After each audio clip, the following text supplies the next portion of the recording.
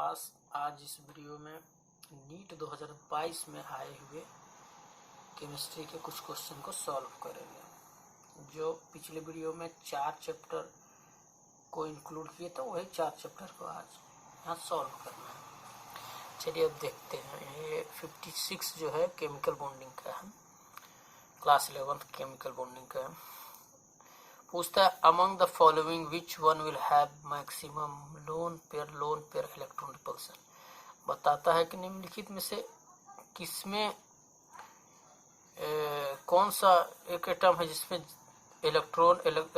Lone pair electron repulsion सबसे ज्यादा है। तो चलिए देखते हैं। IF5 लोन पेयर के IF5 आयोडीन पेंटाफ्लोराइड में आयोडीन जैसे 7 है total electron.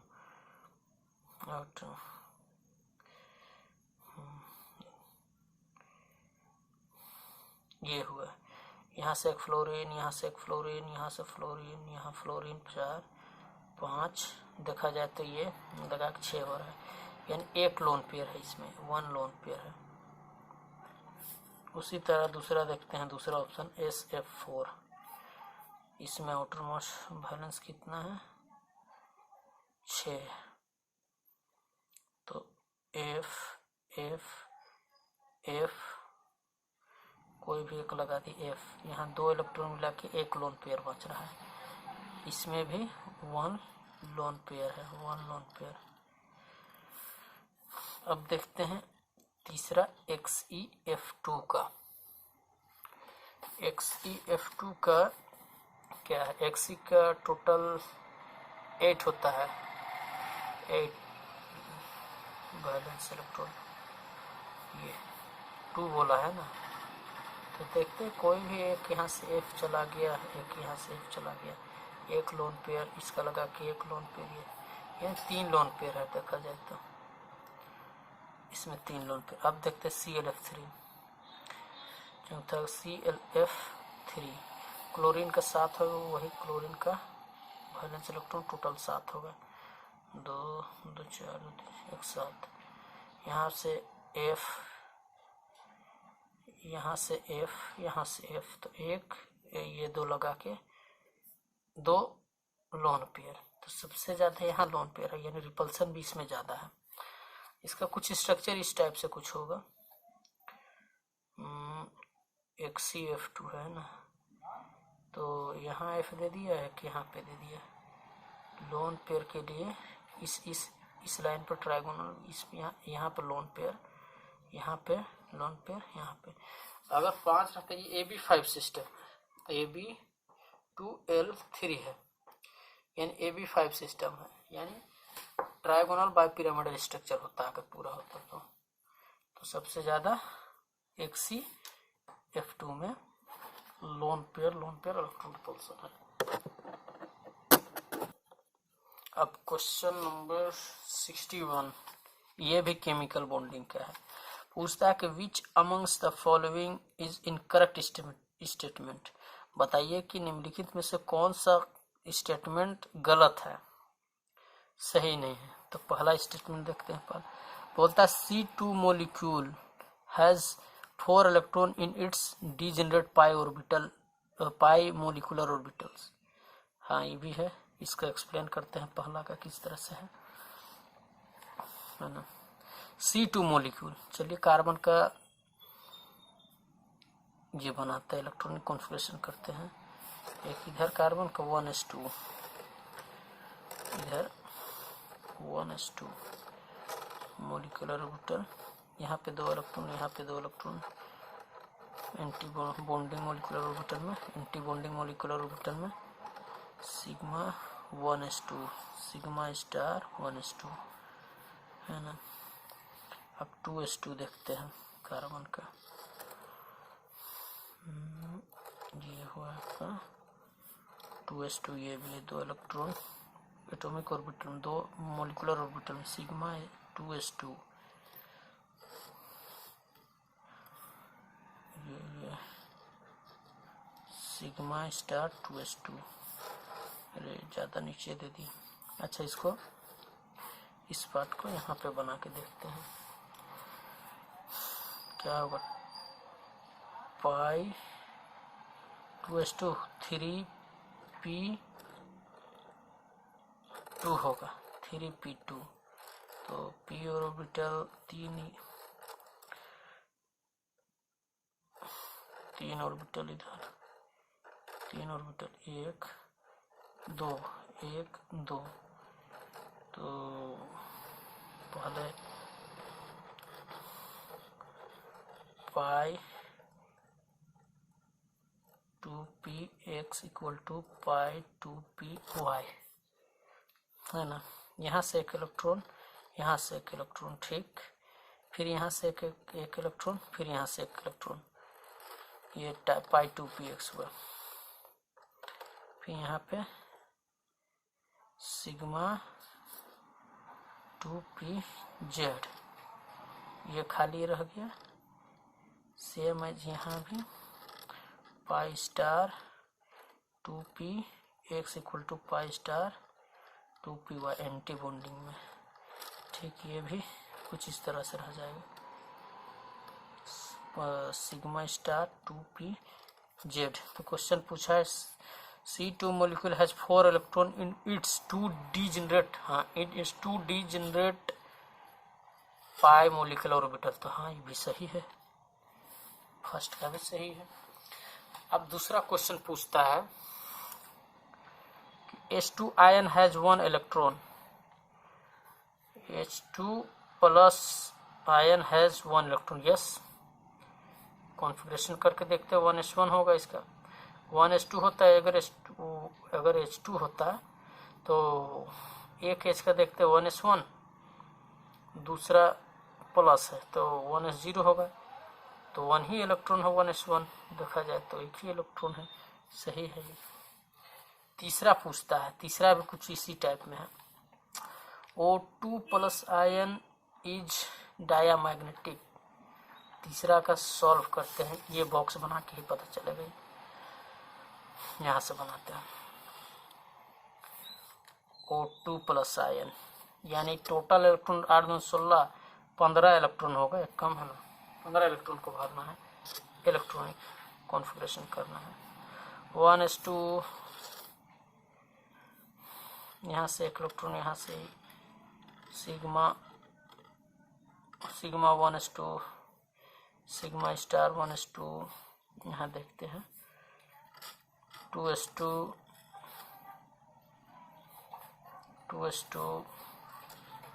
Sigma 2s2 sigma star 2s2 sigma star 2s2, ठीक है।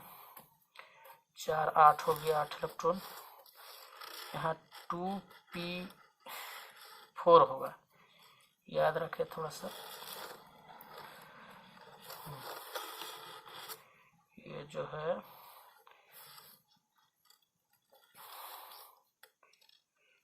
तो ऑक्सीजन में पहला कुछ इस टाइप से है, sigma 2pz pi 2px equal to pi 2py।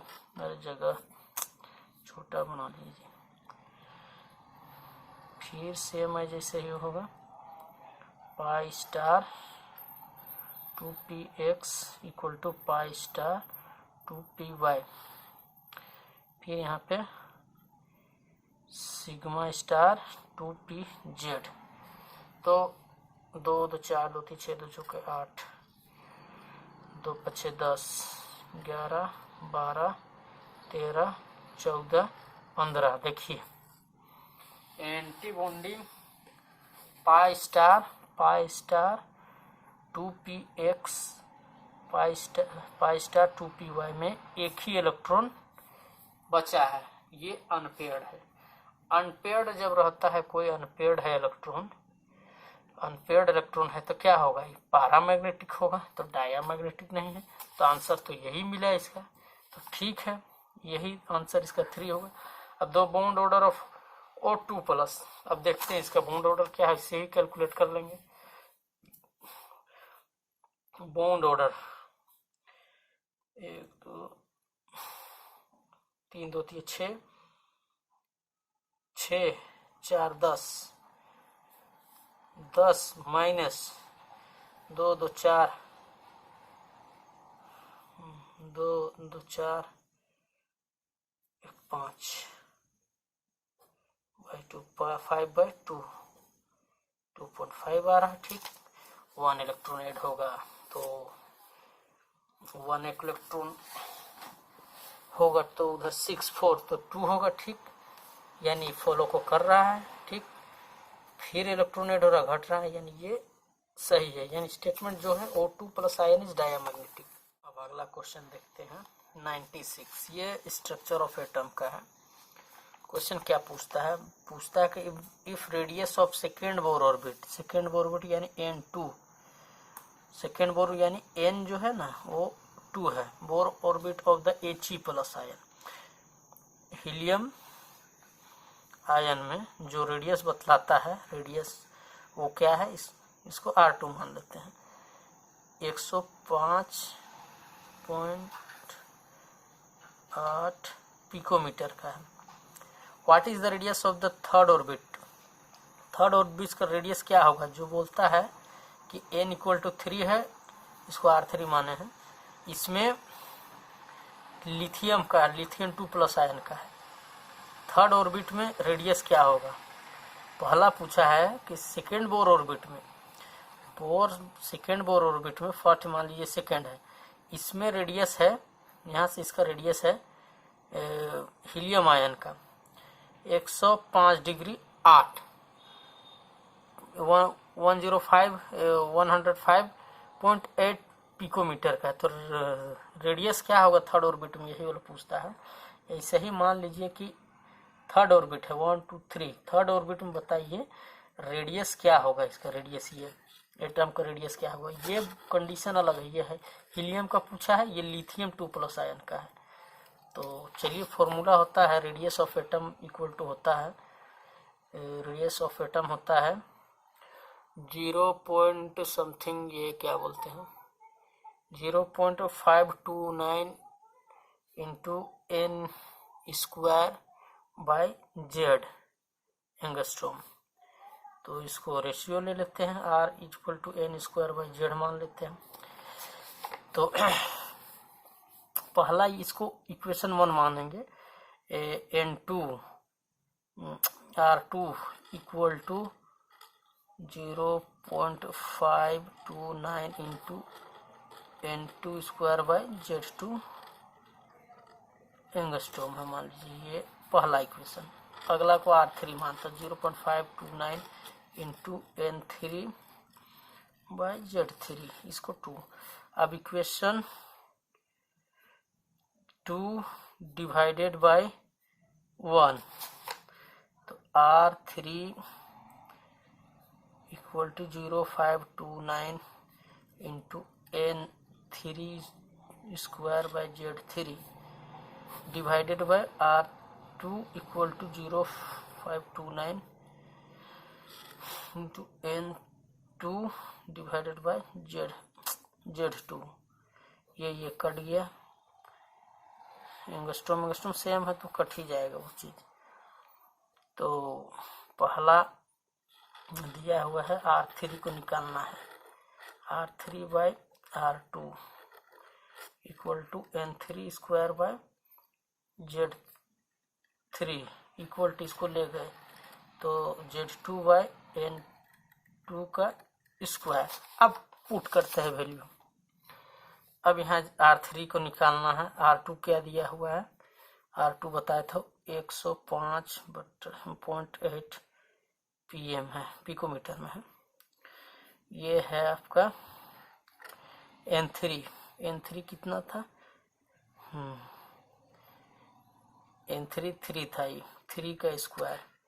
Z3 कितना था 3, लिथियम का 3 ही होगा। ठीक, यहाँ Z2 होगा 2, N2 का स्क्वायर क्या होगा 2 का स्क्वायर। अब यहाँ देखते हैं 9/3 2/4, तो 1/2 हो गया, ये तो 3/2 हो रहा है ना। तो R3 बाय 105.8 3/2 इधर ले गए, R3 इक्वल टू 3/2 इंटू 105.8, चलिए 1.5 मान लेते हैं, 105.8 PM है ना।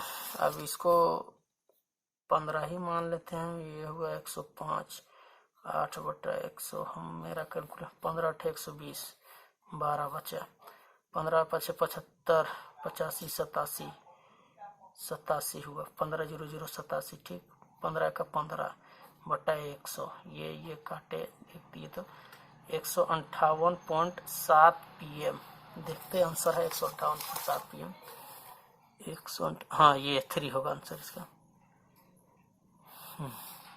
ये सॉरी ये होगा 4, क्योंकि पिकोमीटर में है ना, पिकोमीटर में इसका आंसर ये होगा।